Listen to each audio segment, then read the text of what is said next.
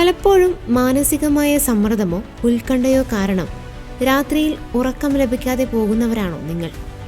രാത്രിയിൽ ഉറക്കം ലഭിക്കാതെ ബുദ്ധിമുട്ടുന്നവർക്കും ഉത്കണ്ഠ അനുഭവിക്കുന്നവർക്കും വേണ്ടിയുള്ള മധ്യസ്ഥനാണ് വിശുദ്ധ പീറ്റർ ഡാമിയൻ. 11-ാം നൂറ്റാണ്ടിൽ ജീവിച്ചിരുന്ന ഇദ്ദേഹം കഠിനമായ പ്രായശ്ചിത്തങ്ങളും തപസ്സും ചെയ്തിരുന്ന ഒരു സന്യാസിയായിരുന്നു.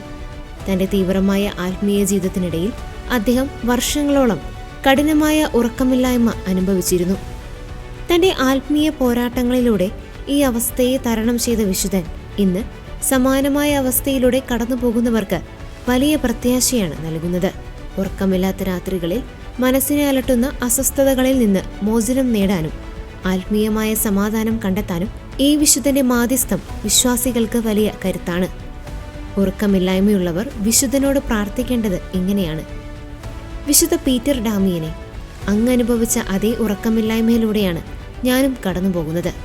എൻ്റെ മനസ്സിനെയും ശരീരത്തെയും ശാന്തമാക്കാനും ദൈവത്തിലുള്ള പൂർണ്ണമായ വിശ്വാസത്തോടെ വിശ്രമിക്കുവാനും എന്നെ സഹായിക്കണമേ.